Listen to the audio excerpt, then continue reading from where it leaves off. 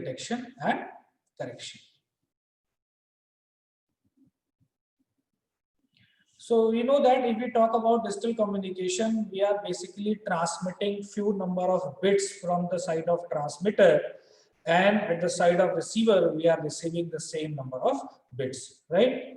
And we have to ensure that there should not be any error whenever we are transmitting the bits from transmitter to receiver. So for that we need some kind of arrangements or some kind of codes which we should use at the side of transmitter, so that we can avoid the situation of error in our digital communication, right? So what is the objective to study such kind of topics or such kind of techniques? That what is the technique of error detection or error correction is basically make the communication noise free or make the communication error free, right? So for example, from the transmitter you are transmitting some number of bits like 1 1 0 1 1, and there may be n number of bits, and then you are transmitting these bits to channel, and at the side of receiver again we are receiving some number of bits, right? This is a normal procedure in digital communication. Now this is important to know that either all the transmitted bits are exactly received at the side of receiver, or there may be a case of error, right? So for example, if you are transmitting 11011 and you are receiving 11011, then you can say that this is a case of no error.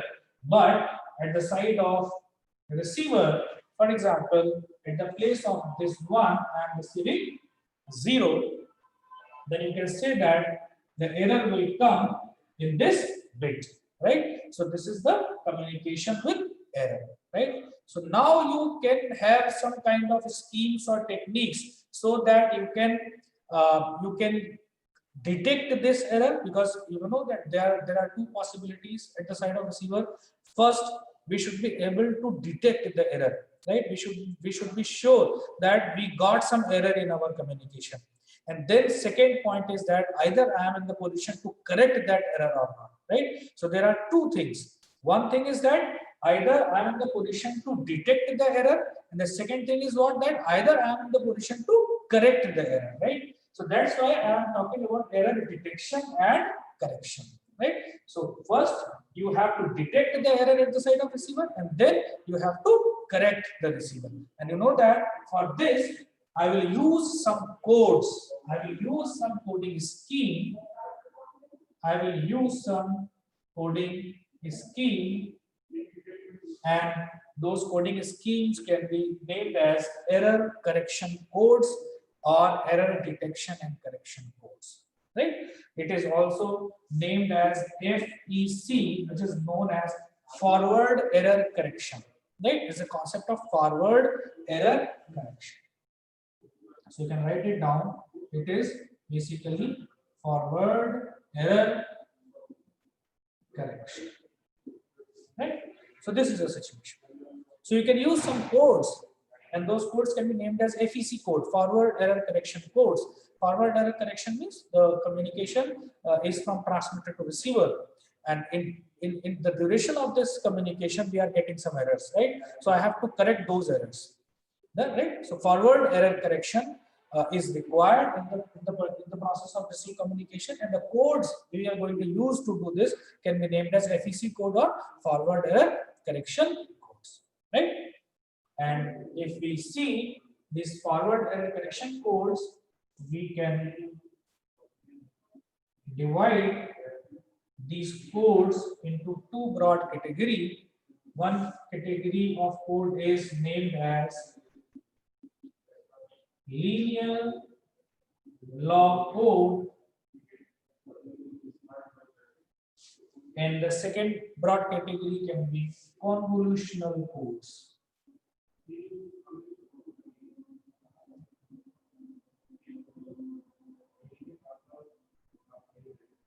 Right?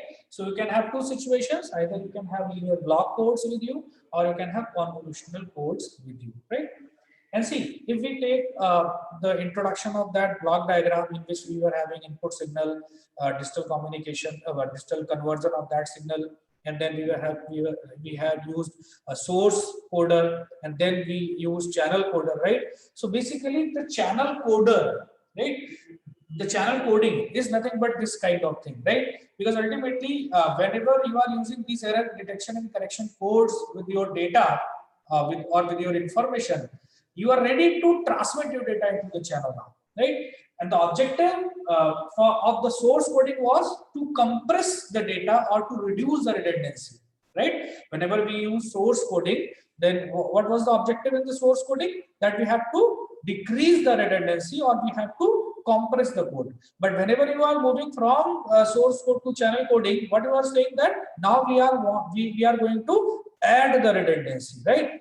So if you remember that digital communication block diagram, in that block diagram, first we will have input data with us, and then we have used source coder, and the objective of this source coder was to reduce redundancy, right? To reduce redundancy. We have already talked of the source coding schemes, right? And we know that why we have want to reduce redundancy, and we have also seen the example of Huffman coding, and in the help of that Huffman coding, we found the code which was the optimum code having optimum number of bits required as per the entropy of the source or entropy of the system, right? So we have designed such kind of source coding schemes in which we have reduced the redundancy or we have reduced the repetition of the information.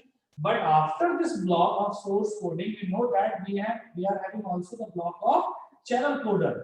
The objective of this channel coder is just reverse to the source coder, right? So we have also seen that what is the interesting point in this stream, that in the first step what we are doing, we are reducing the redundancy, and again in the second step again we want to add some redundancy. And what is the advantage of this, right? First you are reducing the redundancy and then you are again increasing the redundancy. So I have already told you that it will not be a proportional relationship that whatever the amount I have reduced of the redundancy from the information in source coding, the same amount I am not going to add in the channel coding part, right? I am going to add the redundancy here, but that redundancy will be controlled redundancy. I want to add the redundancy in a controlled fashion so that I can utilize that redundancy for our purpose, right? It will not be the redundancy which is automatically coming in our input message, right? I don't want such kind of redundancy in the message. That's why I have used the source coding scheme, and I have already reduced all those kind of redundancy which are inbuilt in the message. But now I want to use a channel coding and I want to add the redundancy, but this is the controlled redundancy. This is the redundancy which I want to add with the information, and I know that what I have to do with this redundancy, right? So this channel coding is used to add redundancy, right? We have used this to add redundancy, right? And this is a controlled redundancy. So all these error detection and correction codes come into the category of channel coding, right? So ultimately, again, whenever I will use those error and detection and correction codes, I will definitely going to add some redundancy with our data bits, with our information bits, right? So that I can save my signal from the noise, right? So this adding redundancy can help us to save our signal from the noise. This is very important, right? So that's why now we are going to study about error detection and correction codes. Those codes can come into the category of channel coding, and we will add some redundancy just to tackle the noise in bits or error in bits, right?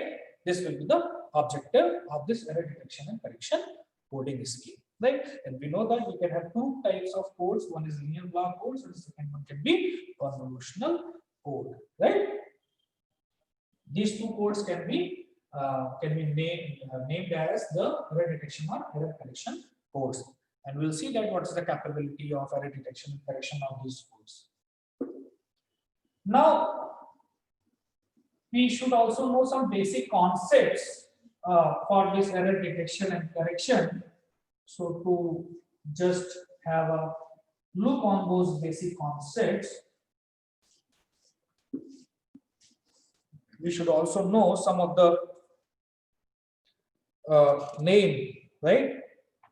So you can sir Hamming code बोलो sir Hamming code इसी category में आता है हाँ बिल्कुल बिल्कुल बिल्कुल so see if you talk about any code in the form of vector, see Mayank was saying the name of Hamming, right? The name of scientist was perhaps R.W. Hamming, right? And they have designed a code that is named as Hamming code, and they have also given some of the concepts, right? Like Hamming sphere, Hamming distance, so that you can find out that up to how many errors a particular code can uh, uh, detect the error or can correct the error, right? So we should also see those things. So you can write down the heading of Hamming distance first, because before studying those linear block codes and convolutional codes, first we should know the theoretical part of the coding scheme or the ideal part of the coding scheme, because Hamming gave the conditions to find out the perfect code, right? To find out the perfect code. And Hamming code is also known as a perfect code, right? So Hamming also told something about Hamming distance. So what was the concept of Hamming? That, for example, you are representing some codes into the space, right? For example, you can see like this. For example, you are representing, these are some codes, right, in the space. So these are distinct codes. These crosses are nothing but the distinct codes, and the receiver can identify these codes individually, provided some conditions, right? What are those conditions? First, Hamming told us that if you're talking about a particular code in a space, for example, this is a code, right? For a particular code, Hamming said that you can draw a sphere around this code. You can draw a sphere around this code, and for example, the radius of this sphere he has designated with small t. Then what Hamming said that if you draw a sphere around a particular code, then this is the place, if you got the receiver received the code bit in this region, right, then you will be able to detect the correct code. You will be able to detect the correct code. फिर से बोल रहा हूं मैं, Hamming ने बोला कि अगर किसी क्रॉस या किसी कोड के अराउंड आप एक स्फीयर ड्रॉ करते हो up to t is a simple distance, right? So इस रिसीवर साइड पर अगर इस ये तो आइडियल वन था, आइडियल सिचुएशन थी, this code is the perfect location, और you can say that it is a transmitter side. But at the side of receiver, the same code you are receiving, and you are receiving with some error, some noise, and the location of that code will be somewhere in this sphere. If it is the situation, then you will be able to detect the code properly, right? So you can say that this is the sphere in which you are, if you are receiving the code, right, you can say that the code will be with no error, or the errors which can be corrected, right? So for example, this can be named as Hamming sphere. Actually किसी ये code का concept है कि codes को मैं define करूं अगर vector के टर्म्स में, right? Code can be written as C and this Cj, right? Then C1 C2 dash dash Ck, where k can be equal to 1 2 dash dash j, right? So you can represent your code like this. For example, this code C1 is there, code C2 is there, then code Ck is there, right? So if you are representing these all codes into the space in the form of vector, so you can have such kind of situation कि कोई code यहाँ होगा, कोई code यहाँ होगा, कोई code यहाँ होगा, right? So Hamming ने बोला कि अगर मैं कोई ऐसा स्फीयर ड्रॉ कर सकता हूँ with some very सर ये जो कोड्स है सर, ये डिफरेंट टाइप्स ऑफ कोड है या फिर एक ही टाइप ऑफ कोड के अलग अलग मैसेजेस है? सी एक ही टाइप का, जैसे कॉन्वोल्यूशन कोड अगर मैंने यूज किया, कॉन्सेप्ट तो कॉन्वोल्यूशन कोड है, but you will get different different codes for different different data bits, ठीक है। Yes sir. Similarly for example आप लीनियर ब्लॉक कोड यूज कर रहे हो, so you will get different different code for different different data bit, right. So आप ये जो code है C1, this is for data bit 1 for example D1, right. This C2 is code for data bit 2, जो data bits होंगे अलग अलग, उनके लिए अलग अलग कोड वर्ड्स आपके पास मिलेंगे, राइट। और ये सारे कोड वर्ड को आप कहीं भी स्पेस में प्लॉट कर सकते हो, राइट। अगर वेक्टर के टर्म्स में मैं रिप्रेजेंट करता हूं, we know that we can represent our all signals in the form of vectors, right, in digital communication. So अगर वो ये बोलते हैं कि सारे कोड्स को आप स्पेस में ऐसे कहीं भी रिप्रेजेंट कर पाते हो, और किसी एक पर्टिकुलर कोड के अराउंड आप कोई हाइपोथेटिकल एक स्फीयर ड्रॉ करते हो, राइट। बट ये स्फीयर आपको ये श्योरिटी दे अगर कि अगर आप रिसीवर साइड पर कोड मान लीजिए यहाँ पर रिसीव होता है आपको, तो भी आप इस सही कोड को डिटेक्ट कर पाओ from this received code bit, right. इसका क्या मतलब हुआ? इसका मतलब ये हुआ कि या तो रिसीवर साइड पर कोई एरर आई नहीं, एज इट इज कोड आपने रिसीव कर लिया, या फिर जो भी एरर आई उसको आप करेक्ट कर पा रहे हो, उसको आप करेक्ट कर पा रहे हो, और करेक्ट करके आप ये जो सेम कोड ट्रांसमिट होगा वही का वही डिटेक्ट कर पा रहे हो, राइट।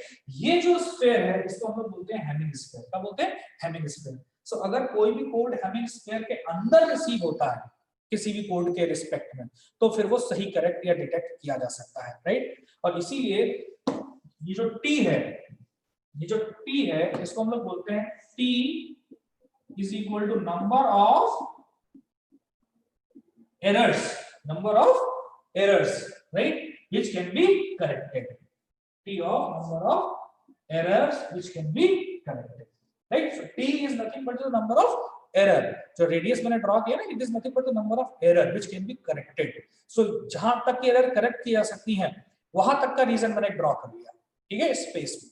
अब इसके अंदर कोई भी कोड मुझे मिले रिसीवर साइड पर, मैं समझूंगा मुझे ये x मिल जाएगा, राइट, मुझे ये x मिल जाएगा।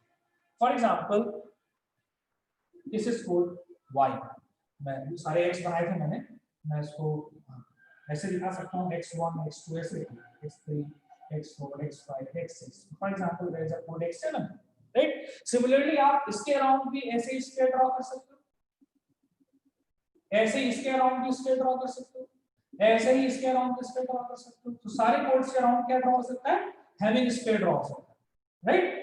और आपको बस रिसीवर साइड पे बताना है कि जो कोड x1 मुझे रिसीव हो रहा है, it should be received in this the boundary of this Hamming square. अगर इसके बाहर रिसीव होगा तो फिर ये करेक्ट नहीं किया जा सकता, राइट। ये वो एरर है जो करेक्ट नहीं हो सकती, सो वो कोड मुझे रॉन्ग रिसीव होगा, ये कोड मुझे विद एरर रिसीव होगा, right. So if I want to receive the code without error और error which can be corrected, right, तो वो कोड हमेशा हैमिंग स्क्वायर के अंदर ही रिसीव होना चाहिए। और जो रेडियस है t, this is nothing but the number of errors which can be corrected for any code, number of errors which can B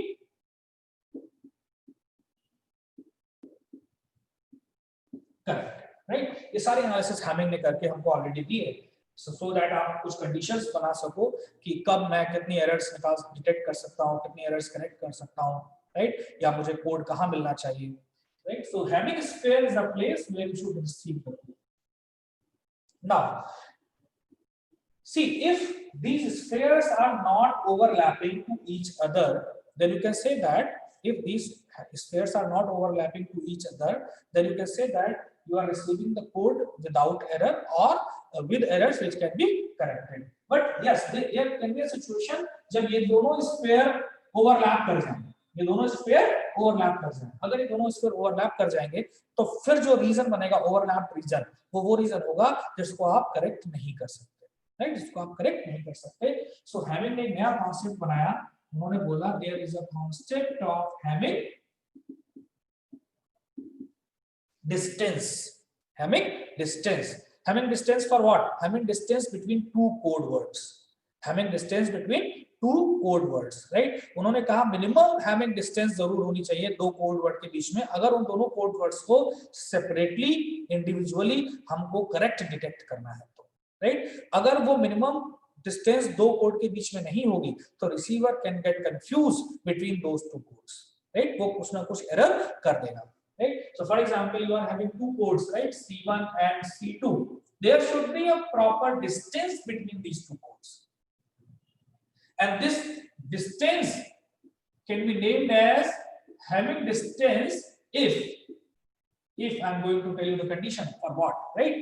So अगर देखो आप t रेडियस का एक सर्कल आपने खींचा है और फिर आप एक t रेडियस का सर्कल और खींच लीजिए, है ना, तो ये दोनों क्या करेंगे, ये दोनों टच कर सकते हैं दूसरे से, बोलो बेटा, ये दोनों टच कर सकते हैं, वो मिनिमम कंडीशन क्या होगी, 2t, बोलो। एक कोड ये है, इस पे आपने t डिस्टेंस का एक स्फीयर ड्रॉ किया है, राइट। अभी अगला वाला स्फीयर इससे ठीक टच होते हुए जा रहा है, राइट, और उसका सेंटर यहाँ पर कितना है, t, राइट। तो ये क्या हो गई, ये बाउंड्री कंडीशन हो गई ना, बोलो बेटा, ये बाउंड्री कंडीशन हो गई। अब अगर इससे छोटा हो जाएगा तो ये ओवरलैप हो जाएगा, इससे दूर हो जाएगा तो बहुत अच्छी बात है, ठीक है। अगर ये t जो है ये छोटा हो जाएगा तो और अच्छी बात है, ये दोनों बाउंड्रीज पीछे खसक जाएंगे। अगर ये बड़े हो जाएंगे तो फिर ये एक दूसरे से ओवरलैप कर जाएंगे। सो फॉर एग्जांपल इसके बीच के डिस्टेंस को मैं d बोलता हूं, राइट, इसके बीच के डिस्टेंस को मैं d बोलता हूं। So minimum having distance should be equal to twice of t plus 1। ये 1 मैंने इसलिए जोड़ दिया because it will make you sure that there will be at least the gap of 2t and more than 2t, right? The gap should be more than 2t, right? So just to flooring this more than 2t or d is greater than 2t, अगर इसको flooring करेंगे तो क्या करेंगे, +1 add कर देंगे। So d minimum should equal to 2t plus 1, and if this condition gets satisfied then it means that there will be a minimum gap, right? There will be a minimum gap and this gap will not have any overlap reason, कोई भी overlap reason नहीं होगा अगर ये condition fulfill होती है, right? So Hamming ने इसको बोला d min, it is nothing but the minimum Hamming distance between two codes। कोई भी दो कोड हो उनके बीच में ये मिनिमम डिस्टेंस होनी चाहिए, ठीक है। अब इसको कैलकुलेट कैसे करते हैं प्रैक्टिकली वो भी देख लो, क्योंकि ये तो कॉन्सेप्ट हो गया। थ्योरेटिकली कोई दो कोड है उनके बीच में हैमिंग डिस्टेंस निकाला कैसे जाता है। फॉर एग्जांपल आपके पास एक कोड है C1 which is 1 1 0 1, राइट, दूसरा कोड है C2 which is 0 1 1 1, right? For example, you are having these two codes and you want to calculate the minimum Hamming distance, तो कैसे निकालना है इसको, आपको निकालना है, आपको फाइंड आउट करना है the change between the bits, right, आपको चेंज फाइंड आउट करना है। फॉर एग्जांपल आप इन दोनों बिट को देखो, ये भी 1 है और ये भी 1 है, तो इसका मतलब कोई चेंज नहीं है। बट अगर आप इस वाले बिट को देखो, यहाँ पर क्या है 0 और यहाँ पर क्या है 1, दिस इज फर्स्ट चेंज, यहाँ पर एरो लगा लो आराम से, ठीक है। ये देखो this is no change, right, यहाँ पर देखो there is a change. So you have to count the number of bits which are different in the codes, right. So आपने देखा कि how many number of bits are different, 1 and 2। So d min is equal to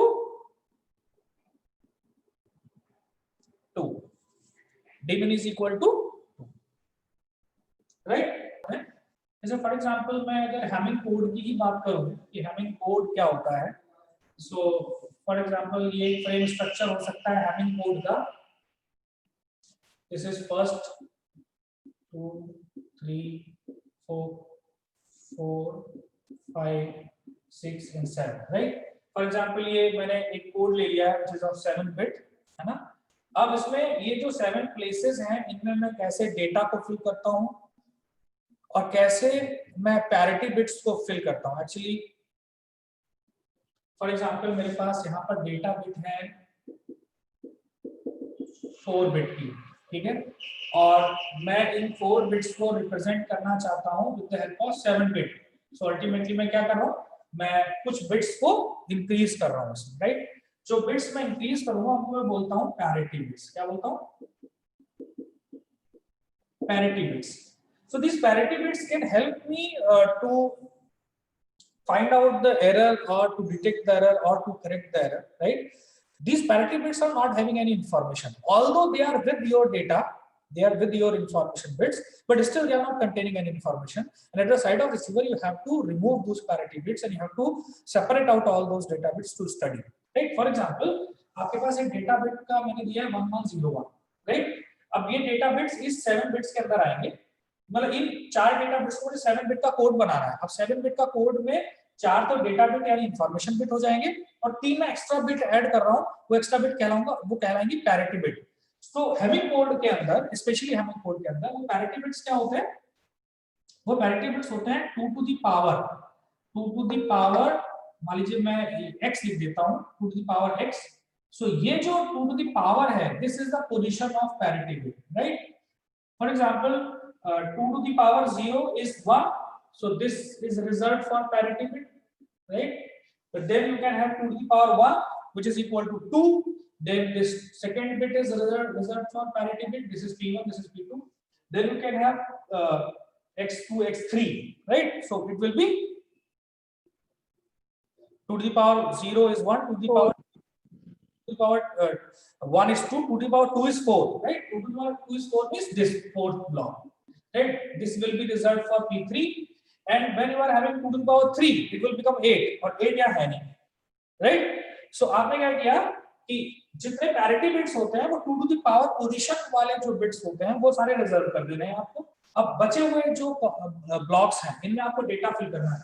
So 1 1 0 1 ये आ गया आपका data bit, right? सो ये data bits हैं और ये पैरिटी बिट्स हैं. अब पैरिटी बिट कैलकुलेट कैसे करते हैं, फिर वो अपने आप में एक और लंबा मेथड है, so I am not going into that detail.